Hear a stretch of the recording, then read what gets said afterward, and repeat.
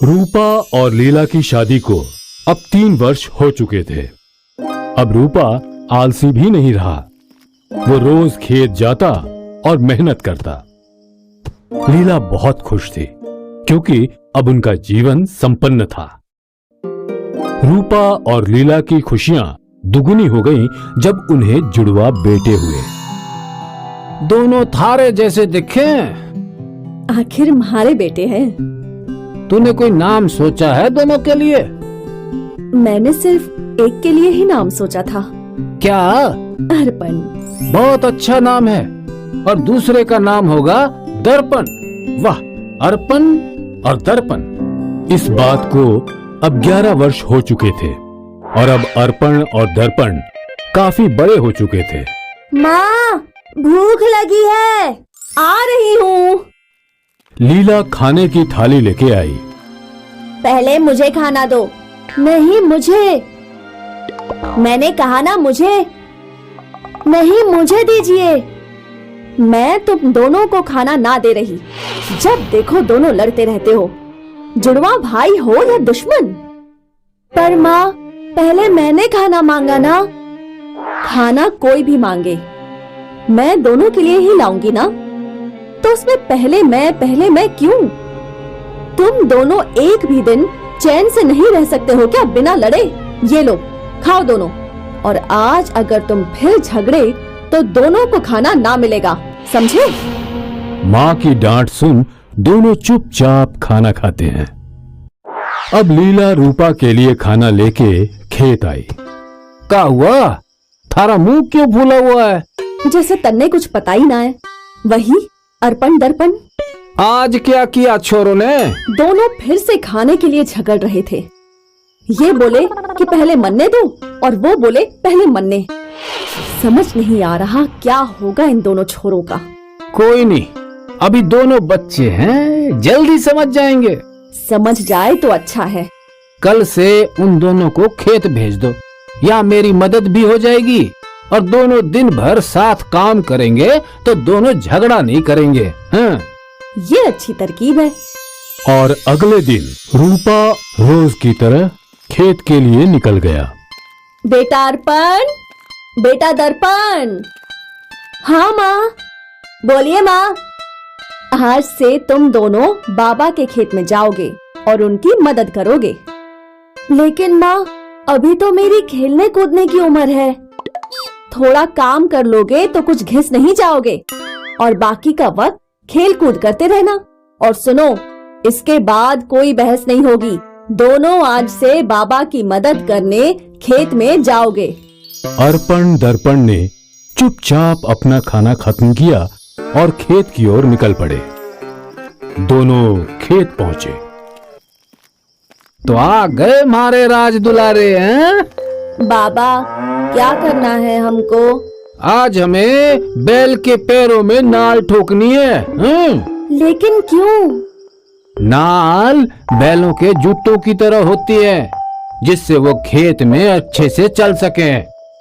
नाल ठोकने पर बैल को दर्द नहीं होता क्या? होता है, बहुत दर्द होता है। और बैल दर्द के मारे लात भी मारता है। अरे बाप रे! मैं अकेले ये नहीं कर पाऊंगा, इसलिए मैंने तुम दोनों को यहाँ बुलाया है। बाबा, हमने कभी बैल को नहीं पकड़ा है। इतना डरो मत, आसान है। पहले हम पुरानी नाल निकालेंगे। अर्पण, तुम बैल के सींग पकड़ो और दर्पण, तुम पैर पकड़ो। दोनों भाई बैल को पकड़े हुए थे और रूपा ने पकड़ से पुरानी नाल खींची। बैल थोड़ा छटपटाया पर फिर वो शांत हो गया। देखा, आसान था ना? हाँ। अब क्या करें बाबा? अब हम नई नाल लगाएंगे, तो तुम दोनों बैल के सींग पकड़ो। इस बार वो ज्यादा छटपटाएगा। दर्पण उठकर सिंह के पास चला गया। अब ध्यान से मजबूती से पकड़ो दोनों। हाँ? रूपा ने नई नाल ली और एक हथौड़ा लिया। उसने नाल लगाना शुरू किया और बैल छटपटाया।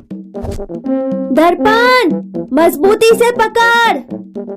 मैंने पकड़ा है, तू अपना देख। हाँ, कितनी मजबूती से पकड़ा है तूने, वो तो दिख रहा है मुझे। अच्छा, तो आकर खुद ही पकड़ ले। हाँ, मैं अकेला बैल पकड़ सकता हूँ। दोनों ने फिर से लड़ना शुरू कर दिया और इस चक्कर में बैल जोर से छटपटाया और उसने रूपा को लात मारी। अरे रे रे रे, मर गया रे, हाय ओ। बाबा बाबा, तुम दोनों की लड़ाई में चोट मुझे लगी। दोनों भाइयों ने अपने पिताजी को सहारा दिया और उन्हें घर ले आए। क्या हुआ तन्ने? बैल ने लात मार दी। लात मारी? पर क्यों? नाल बदल रहा था तो ये दोनों ने सींग पकड़ी हुई थी, दोनों लड़ने लगे। मेरा ध्यान भटका और बैल जोर से छटपटाया और उसकी लात मुझे लग गई। ये दोनों कुछ अच्छा ना कर सके हैं। पहली बार खेत गए और तुम्हें बैल से लात पड़वा दी। आज तो मैं इन दोनों की अच्छी खबर लूंगी। लीला ने पास रखी हुई एक छड़ी उठाई और दोनों पे बरस पड़ी। माफ कर दो, माफ कर दो।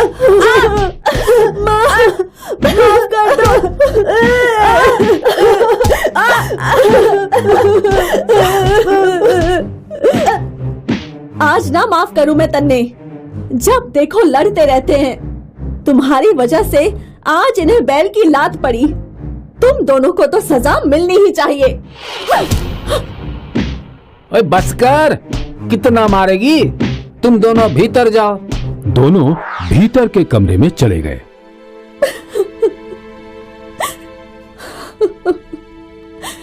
सोचा था अब समझ जाएंगे, अब भी ना समझे। क्या करें हम इनका? रो कह रही है पगली? दोनों एक दूसरे के भाई हैं, अब इन्हें समझाना ही पड़ेगा। पर कैसे? रूपा को कुछ तरकीब सूझी और उसकी आंखों में चमक आ गई। लीला, एक काम कर, बहुत सारी लकड़ियों की एक गठरी बना और उसे रस्सी से बांधकर यहाँ ले आ। पर क्यों? तू ला तो। लीला घर के बाहर गई और कुछ ही देर में एक लकड़ी की गठरी के साथ वापस लौटी। ये लो तुम्हारी लकड़ियों की गठरी। अब मेरे राज दुलारों को बुलाओ। दुलारे नहीं, कपूत हैं दोनों। अर्पण, दर्पण। हाँ माँ, बाबा बुला रहे हैं। दोनों यहाँ आओ। वो लकड़ी का गट्ठर दिख रहा है ना? तुम दोनों में से जो भी उस लकड़ी के गट्ठर को एक साथ तोड़ेगा, मैं उसे बहुत अच्छा इनाम दूंगा। पहले मैं। नहीं, पहले मैं। लीला ने दोनों को घूर के देखा और दोनों शांत हो गए। दर्पण खुश हुआ और उसने वो गट्ठर उठाई। उसने अपनी पूरी ताकत लगाई पर कुछ नहीं हुआ। फिर उसने पैरों का भी इस्तेमाल किया, फिर भी नहीं टूटा।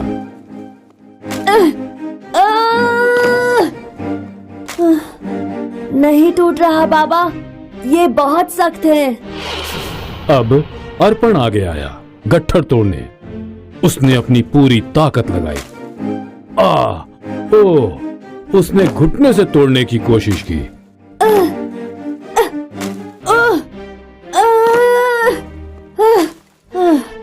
क्या हुआ? किसी से भी नहीं टूटा? चलो एक काम करो, उस गट्ठर की रस्सी खोलो और दोनों एक एक लकड़ी उठाओ। अब इसे तोड़ो। दोनों ने बड़ी आसानी से वो लकड़ी तोड़ दी और दोनों खुश हुए। देखा, एक लकड़ी तुमने कितनी आसानी से तोड़ दी और गट्ठर तुम दोनों भी ना तोड़ पाए। तुम दोनों भी इन लकड़ियों की तरह हो। अगर अकेले हो तो कोई भी तुम्हें तोड़ सकता है, लेकिन अगर साथ हो तो तुम एक गट्ठर हो जिसे तोड़ना बहुत मुश्किल है। हाँ, समझ गए बाबा। अब से हम पहले मैं नहीं करेंगे और ना ही किसी चीज के लिए झगड़ेंगे। बाबा, हमें माफ कर दीजिए। हमारे झगड़े की वजह से आपको बैल ने लात मारी। मेरे लाल। लीला और रूपा ने दोनों को गले लगाया। अर्पण और दर्पण को समझ आ गया कि एकता में शक्ति है।